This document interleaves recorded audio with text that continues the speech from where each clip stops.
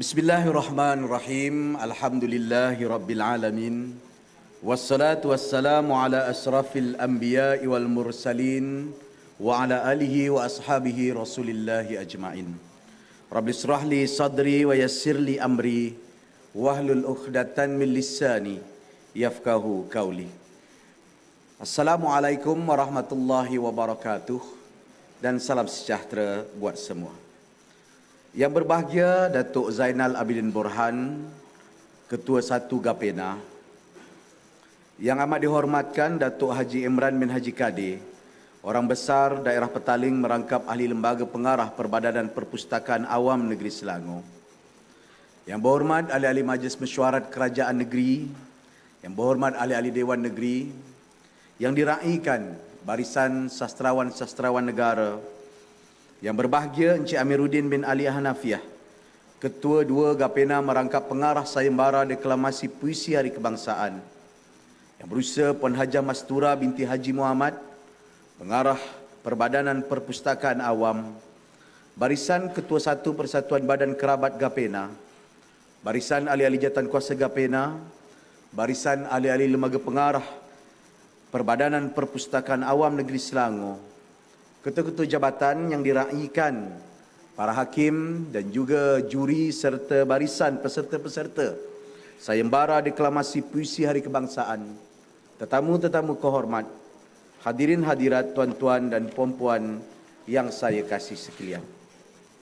Alhamdulillah, saya ingin merakamkan rasa syukur kehadrat Allah Subhanahu wa taala dengan izinnya dapat kita bersama-sama berhimpun pada malam ini yang dinamakan sebagai Malam Menghimpun Rindu, sayembara deklamasi puisi Hari Kebangsaan, yang merupakan salah satu daripada aktiviti dan kegiatan tahunan saya, khususnya daripada tahun 95 sampailah ke tahun 2001 kalau tidak silap saya. Banyak kali masuk, cuma satu kali masuk terjerumuslah ya dia.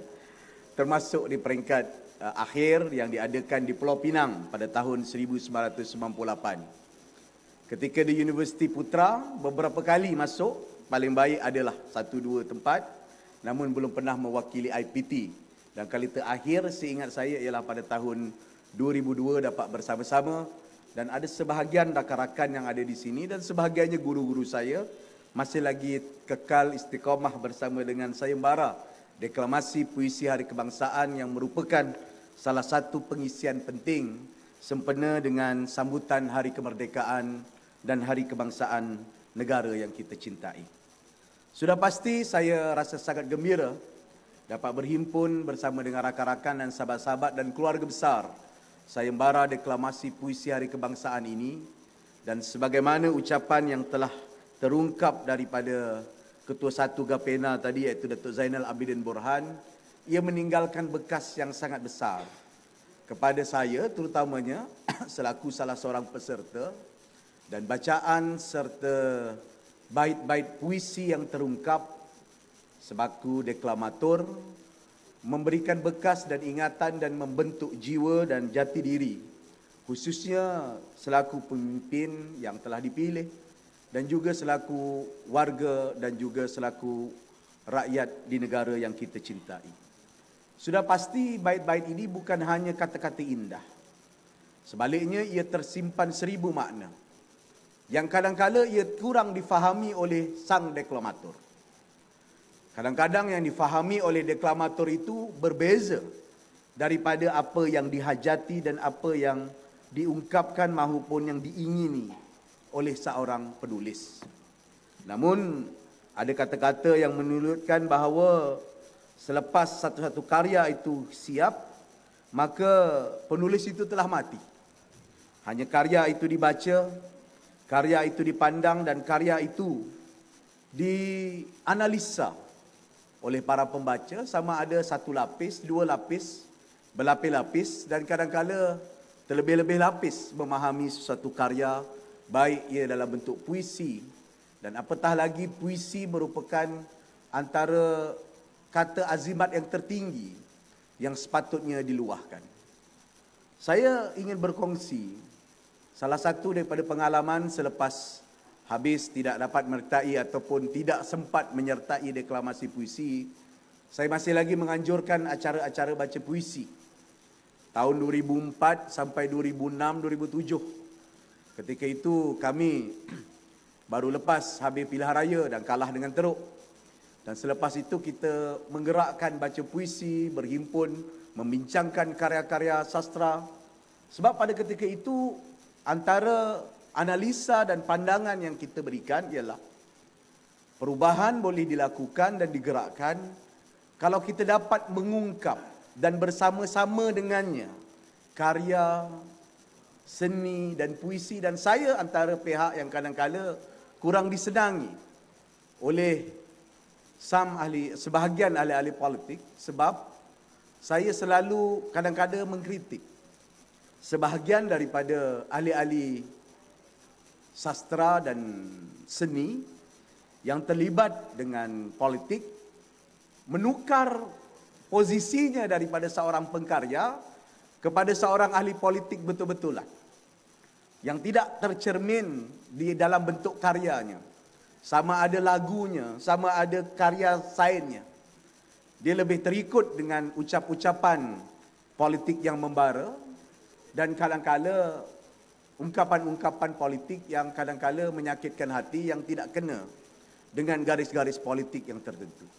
Sebab itu dalam beberapa tulisan, pernah saya menulis tidak silap saya pada tahun 2014 ataupun 2013. Saya menyebutkan hal ini, bahawa ahli seni, orang budaya, sastrawan yang ingin terjerumus dan bersama-sama politik perlu atau tidak perlu. Dulu Pak Sako terlibat, Usman Awang terlibat dan ramai lagi yang terlibat sampai sekarang. Tetapi dalam masa yang sama kan lebih baik dan lebih elok hasil suaranya, jiwanya itu diterjemah dan disuarakan melalui karya dalam bidang masing-masing, dalam konteks masing-masing, berbanding hanya menjadi pengisi program-program ceramah politik yang kadang-kala politician ataupun ahli-ahli politik menjadi watak utama dan hero utama. Saya antara pihak yang selalu menyebutkan politik bukanlah panglima dalam negara. Sebaliknya ada juzuk-juzuk lain yang harus diisi. Kerana pengisian juzuk-juzuk ini sangat penting dalam pembinaan negara dan bangsa. Bukan hanya terdiri dan bukan hanya bertapak kukuh kepada retorika-retorika ahli politik ataupun retorika-retorika politik yang kadang-kala hanya laungan dan juga kosong tanpa ada konteks dan kandungan yang sangat tepat dan kuat. Ketika saya ada masa bertemu dengan Allahyarham Rosli Khamis, atau nama popularnya dipanggil sebagai Lolok. Beliau antara penulis-penulis lirik yang saya agak rapat dan sempat bertemu, bersembang, berborak, dan tak sempat saya berjumpa dengan dia sebelum dia meninggal dunia. Sampai ke pagi betul. Kadang-kadang sampai 6 pagi bersama dengannya. Dia selalu sebutkan bahawa puisi ini sepatutnya the supreme, yang tertinggi. Dia anggap lirik tu hanya dalam lapisan barisan yang kedua dan ketiga. Kerana kadang-kadang lirik lebih direct to the point. Sebaliknya puisi mengandungi syarat makna dan pengertian yang sebenarnya menjiwai dan mengkayakan kepada negara dan juga warga kita dan hasrat negara. Sebab itu, negara yang maju, negara yang membangun tidak akan hilang melahirkan novelis yang cemerlang, melahirkan sastrawan yang bagus, melahirkan karya-karya yang berkualiti. Sebab itu, pada tahun 2015, sebaik saya menjadi ahli majlis mesyuarat kerajaan negeri dan saya request untuk menjadi Esko Kebudayaan. Kerana ini merupakan di antara minat yang lahir sejak daripada kecil. Saya daripada aktiviti seperti sukan dan sebagainya. Kerana saya mahu mengisi dan mengertikan perjuangan, politik, kehidupan kerajaan dengan kandungan-kandungan yang bermakna dan kandungan-kandungan yang mempunyai nilai. Bangsa ini dan negara ini memerlukan nilai. Nilai tidak boleh hanya diisi dengan laungan dan retorika politik belaka. Apatah lagi nilai tidak akan dapat diisi dengan movement-movement, maneuvering ataupun ketangkasan kelicikan tindakan berpolitik. Tetapi makna kepada negara kita juga harus diisi oleh intelektual, oleh pemikir, oleh karya, oleh isi dan pengisian-pengisian yang bermakna, sama ada dalam bentuk tulisan esei, tulisan karya seperti cerpen, novel, puisi, lirik lagu, lukisan dan sebagainya. Justru dua elemen penting yang saya cuba kemukakan ketika menjadi Exco ialah melahirkan kota seni Petaling Jaya dan Shah Alam yang saya anggap sebagai kota yang hampir masuk di pinggir-pinggir sebuah metropolitan, harus juga diisi dengan konteks kebudayaan yang sebahagiannya telah diisi. Itulah lahirnya Rumah Seni Selangor sekarang, yang mana Rumah Seni Selangor menghimpunkan bakat-bakat muda dalam seni halus, dalam seni tampak, sama ada dalam bentuk arca ataupun lukisan. Dan insya-Allah dalam masa beberapa bulan atau beberapa tahun lagi, kita cuba mengisi dengan Selangor Modern Arts Museum yang akan mengisi dengan lukisan-lukisan yang berkarya dan berkualiti tinggi. Apatah lagi Shah Alam merupakan tapak kepada kelahiran ramai pengkarya-pengkarya agung mahupun pelukis-pelukis ampuh yang sudah sedia ada. Kalau datang di Seksyen 7, kita nampak galeri ringkas Yusof Ghani. Kalau kita datang di bangunan Galeri Shah Alam, insya-Allah kita akan dapat lihat lukisan-lukisan Suzli. Semuanya adalah graduan-graduan daripada seni halus Fine Art University Teknologi Mara. Dan kalau kita datang ke Universiti Teknologi Mara, kita akan lihat lukisan yang sangat indah, lukisan Amrun sebagai contoh. Namun begitu, kita gagal untuk melengkapkan kitaran tersebut, melahirkan pengkarya-pengkarya gemilang dan cemerlang, tapi dalam masa yang sama bagaimana kitaran ekosistem yang melahirkan tersebut. Kita sebutlah dengan program seperti Kota Seni, walaupun masih berdikit-dikit, belumlah sempurna, kerana ingin menukar dan convert kefahaman itu, kadang-kadang ia menganggap bahawa orang seni ini terpinggir. Ia ada dunianya sendiri, ia dalam lingkungannya sendiri, suaranya, nadanya, bahasanya berbeza.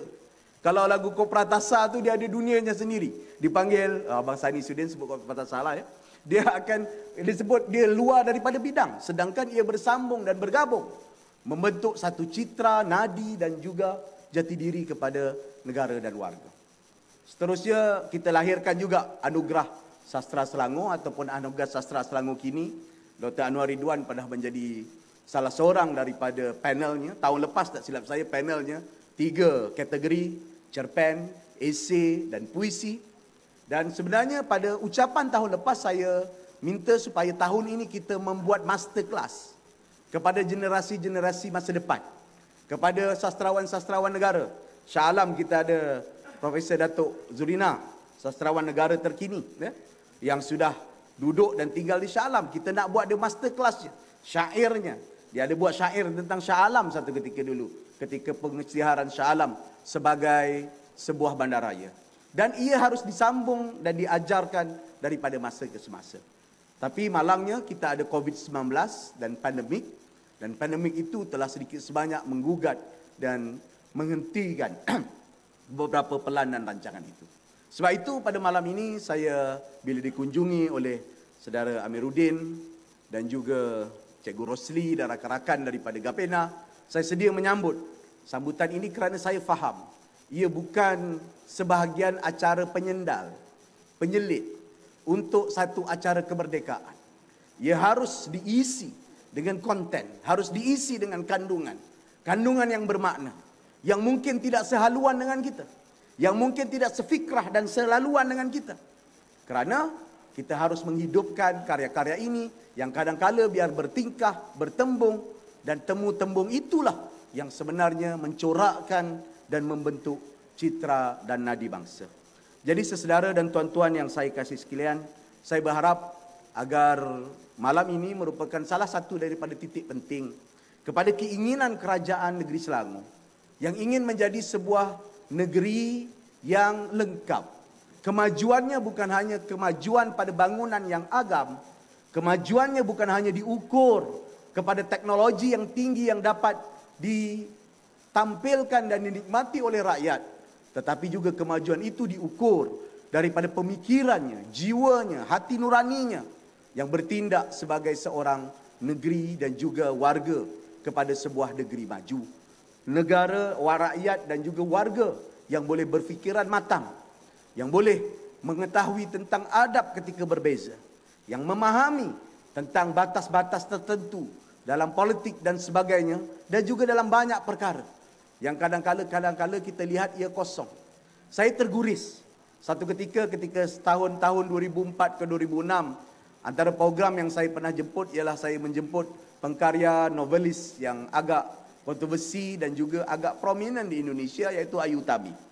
Bila dia sampai di dalam forum yang kita anjurkan, dia sebut, saya agak gembira dan agak senang tinggal di Kuala Lumpur masa itu. Dan juga Selangor lah, sebab program itu di Selangor. Ada pohon-pohon yang tinggi, ada pohon menghijau, ada sistem perparitan dan sistem yang jauh lebih ampuh dan baik daripada Indonesia maupun Jakarta. Tetapi dia sering berkata, tapi saya tidak melihat jiwa kepada warga Kuala Lumpur dan warga Petaling ataupun warga sekitar Selangor. Mungkin detik masanya kurang. Tetapi itu mengguris. Mengguris kerana tidak ada karya yang boleh kita banggakan untuk kita tampilkan di peringkat antarabangsa. Tidak ada watak dan wajah yang kita ingin tampilkan. Malahan kalau kita melihat seni muzik sebagai contoh. Di tahun-tahun 90-an ketika muzik rock Malaysia begitu kuat, Amy, Awi, Salim dinyanyikan dan didendangkan di Indonesia. Pada hari ini, karya-karya kita ataupun pemuzik-pemuzik kita, saya boleh katakan masih lagi menjadi second choice ataupun pilihan kedua berbanding daripada musisi ataupun penyanyi-penyanyi hebat Indonesia yang dinyanyikan dan disiulkan oleh warga dan juga rakyat, termasuk anak-anak kita yang ada di bawah. Ini pengajaran kepada kita. Mana mungkin kita boleh claim dan kita lebih baik, kita lebih maju, kalau karya kita, seni kita, nilai kita itu gagal untuk bertarung di peringkat antarabangsa, hatta di peringkat serantau ataupun di peringkat Nusantara sekalipun. Brunei, Singapura. Sebab itu pada tahun 2016 dan 2017 saya membuat program yang dipanggil sebagai kesusastraan ataupun persuratan Nusantara. Cuba melihat karya-karya lisan pada ketika itu. InsyaAllah kita akan cuba melihat karnival ataupun pesta persuratan Nusantara yang kedua selepas ini, dengan melihat karya-karya bertulis pula. Sebelum ini kita menumpu kepada karya lisan. Kerana saya percaya kita tidak kalah kualiti, kita tidak kalah konten, kita tidak kalah isi. Cuma kadang-kala kita kalah berani, kita malu-malu untuk menampilkan. Kita cepat-cepat rasa tunduk bila nampak karya Rendra. Kita rasa-rasa segan dibandingkan esei kita dengan esei Gunawan Muhammad. Kita kalah dan rasa kadang-kadang rasa curiga comparekan lukisan-lukisan kita dibanding dengan karya-karya Filipina ataupun sebagainya.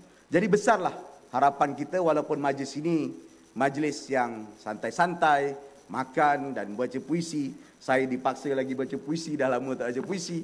Tapi saya percaya ia mengandung maksud, pengertian dan jiwa yang besar untuk kita menjadi sebuah bangsa yang besar.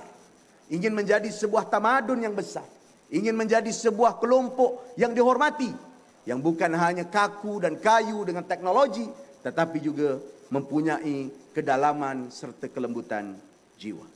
Jadi insya-Allah marilah kita berdoa dengan usaha bersama.